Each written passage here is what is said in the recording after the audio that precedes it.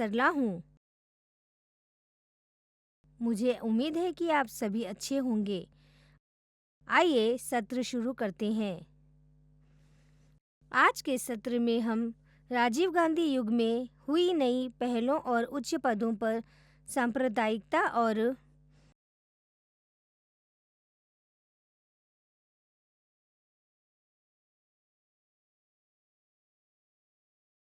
भ्रष्टाचार के उदय के बारे में जानने वाले हैं।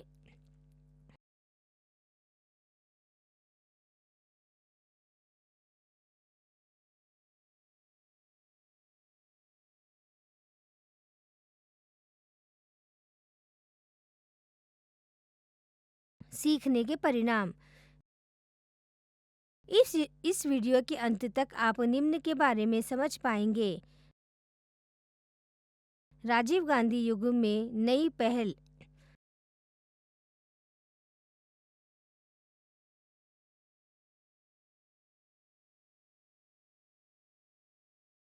दूरसंचार क्रांति। उच्च स्थानों पर सांप्रदायिकता और भ्रष्टाचार का उदय।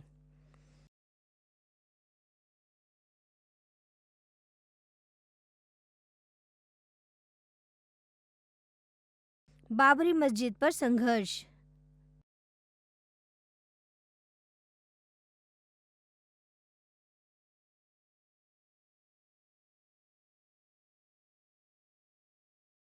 गठबंधन राजनीति का युग।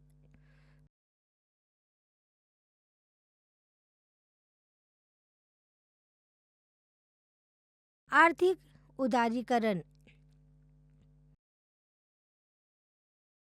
मुख्य शब्द।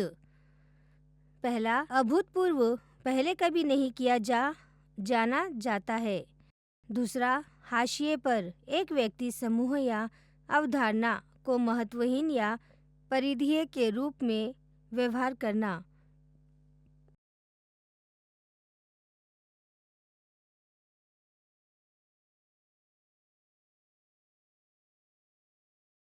तीसरा, सांप्रदायिकता, व्यापक समाज के बजाय अपने स्वयं के जातीय समूह के प्रति निष्ठा।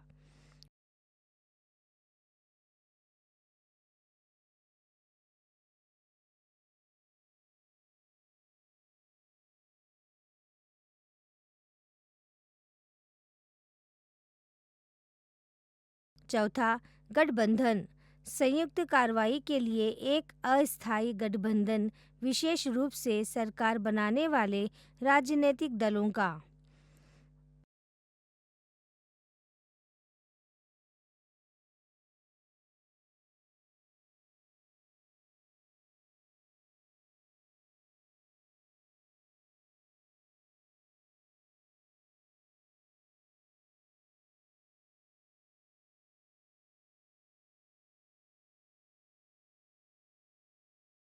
राजीव गांधी युग में नई पहल।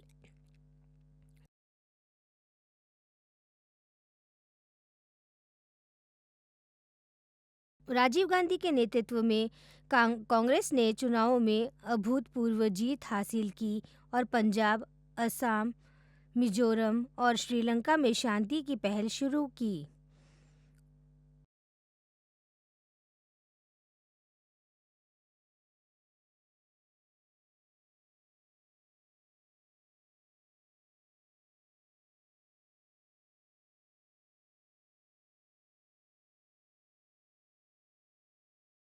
अलगाववादी तमिलों और श्रीलंका सरकार के बीच शांति बनाए रखने के लिए भारतीय सेना की श्रीलंका भेजा गया था, लेकिन दोनों पक्षों ने इसे अस्वीकार कर दिया, जिससे 1989 में इसकी वापसी हुई।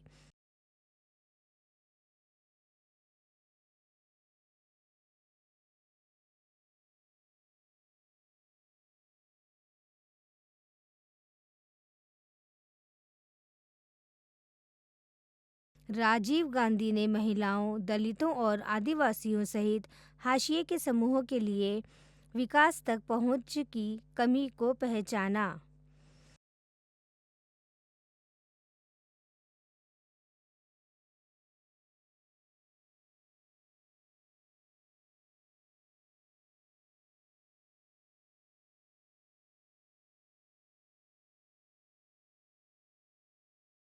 उन्होंने पंचायती राज संस्थानों को सक्रिय करके शासन में बदलाव का प्रस्ताव रखा, जिसका उद्देश्य शासन प्रक्रिया में बड़े पैमाने पर भागीदारी सुनिश्चित करना है।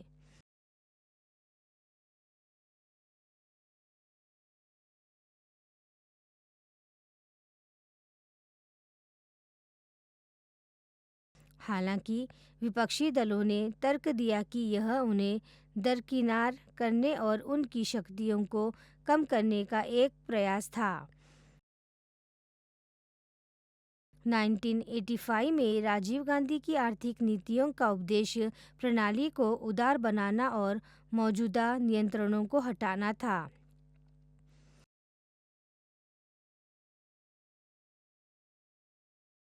उनका मानना था कि भारत को उभरी प्रौद्योगिकियों, विशेष रूप से कंप्यूटर और दूरसंचार के साथ अनुकूलन करने की आवश्यकता है।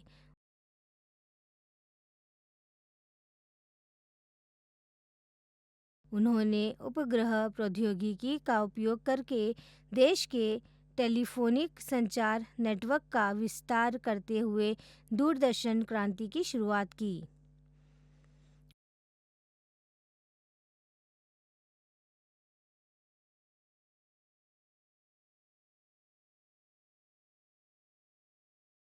उच्च स्थानों पर सांप्रदायिकता और भ्रष्टाचार का उदय।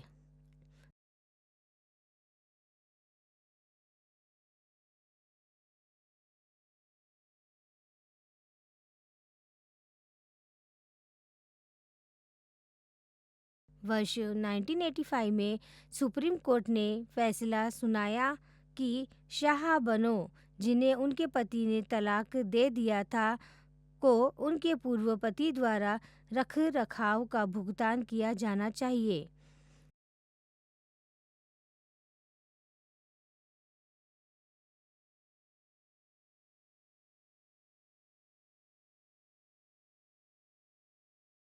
इस फैसले का प्रगतिशील मुसलमानों ने स्वागत किया, लेकिन अन्य लोगों ने इसका विरोध किया क्योंकि यह इस्लामी कानून के खिलाफ था और धार्मिक जीवन में हस्तक्षेप कर सकता था।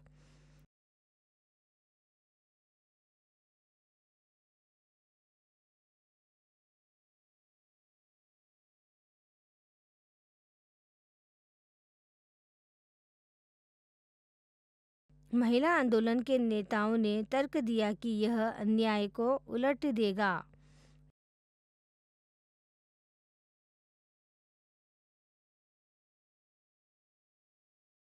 1986 में सरकार ने एक नया कानून लागू किया, जिसमें मुस्लिम धार्मिक निकायों को तलाकशुदा मुस्लिम महिलाओं को 3 महीने की छोटी अवधि के लिए रखरखाव का भुगतान करने की अनुमति दी गई, जिसे धार्मिक रूढ़िवाद से समझौता करने के रूप में देखा गया था।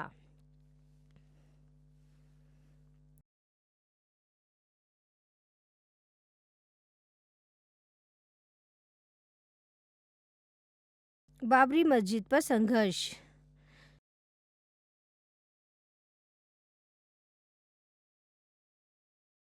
लगभग उसी समय हिंदुओं ने बाबरी मस्जिद की जगह अयोध्या में भगवान राम के लिए एक मंदिर बनाने का अभियान शुरू किया।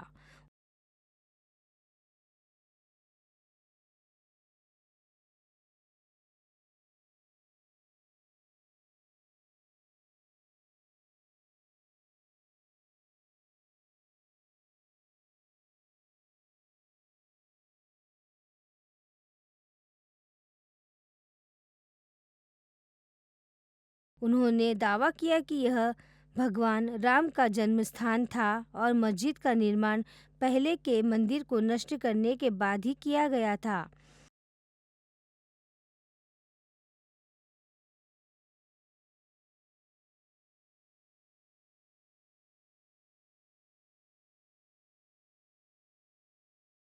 बाबरी मस्जिद के संरक्षकों ने इसका खंडन किया, यह दावा करते हुए कि यह मुसलमानों के लिए पूजा का स्थान है।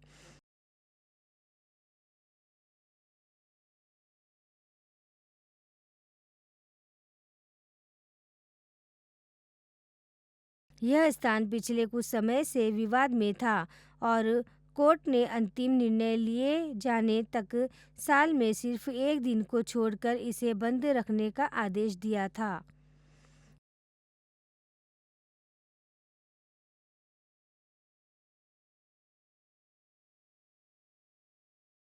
1986 में न्यायालय ने आदेश दिया कि मस्जिद को सभी दिनों में खोला रखा जाए और हिंदुओं को दैनिक आधार पर अपनी पूजा करने की अनुमति दी जाए।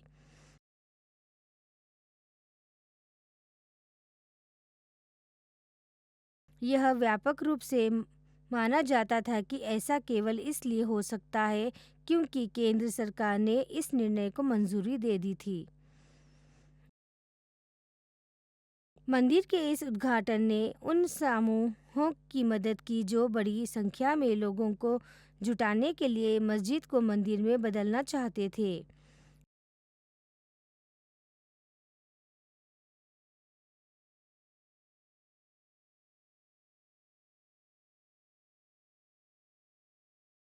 पर्यवेक्षकों ने पाया कि स्थापित राजनीतिक दल लोगों के बीच लोकप्रियता खो रहे थे, जिसके कारण गैर राजनीतिक नेतृत्व के तहत कई लोकप्रिय आंदोलनों का उदय हुआ।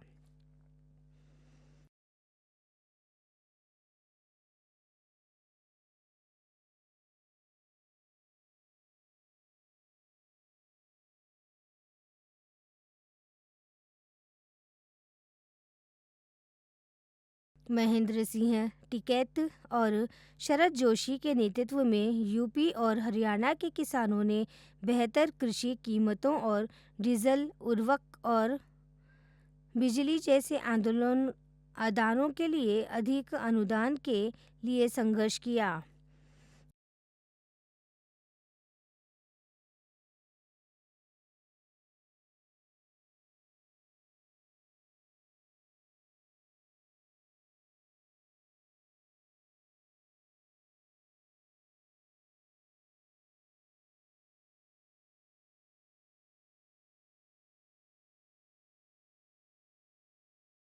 कई राज्यों में आदिवासी और किसान बांधे और खदानों जैसी विकासात्मक परियोजनाओं के कारण हुए विस्थापन के खिलाफ लड़ रहे थे।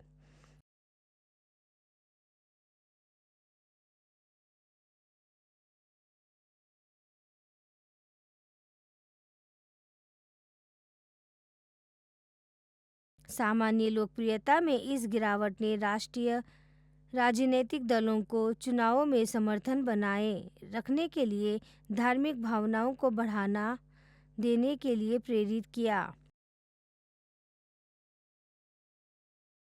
हालांकि इसने भारतीय राजनीति के धर्मनिरपेक्ष ताने-बाने को कमजोर कर दिया और अगले दशक में सांप्रदायिक राजनीति में वृद्धि हुई।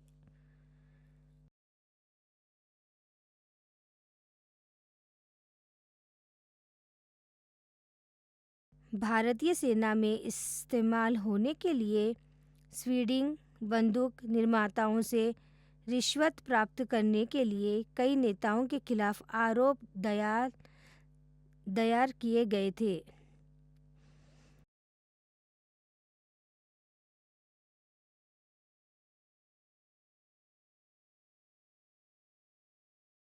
वीपी सिंह जैसे पूर्व कैबिनेट मंत्रियों ने प्रशासन और राजनीतिक हलकों में भ्रष्टाचार के खिलाफ एक शक्तिशाली अभियान का नेतृत्व किया।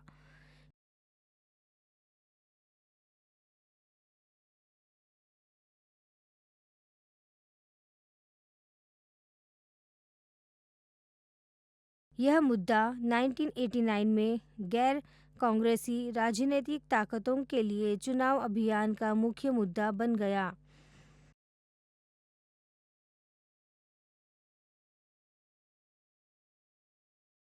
कांग्रेस के पास सबसे अधिक सीटें होने के बावजूद उसके पास अपने दम पर सरकार बनाने के लिए पर्याप्त नहीं था, जिससे वीपी सिंह के जनता दल के नेतृत्व में पहली गठबंधन सरकार बनी।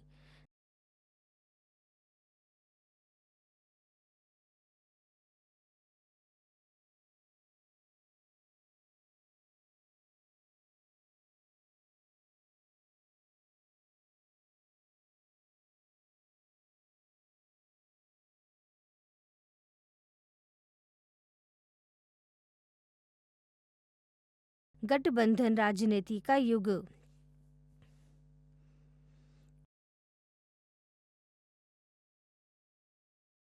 1989 के बाद राष्ट्रीय स्तर पर गठित सभी सरकारें या तो गठबंधन या अल्पमत की सरकारें रही है।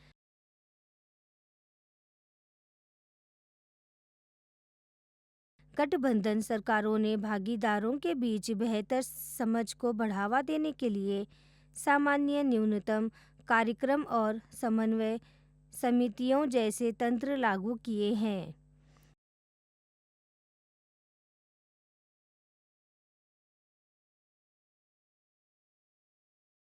नाइनटीन 1990 के दशक में राष्ट्र स्वतंत्रता के बाद भारत में एक महत्वपूर्ण बदलाव आया, जिसमें एक प्रतिस्पर्धी बहुदलीय प्रणाली में संक्रमण हुआ। आर्थिक उदारीकरण। 20वीं शताब्दी में भारत वैश्विक बाजार के साथ एकीकृत था।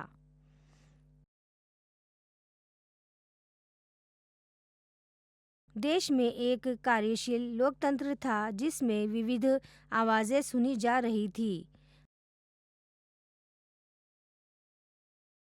हालांकि विभाजनकारी राजनीतिक और सामाजिक अशांति की चुनौतियां थीं।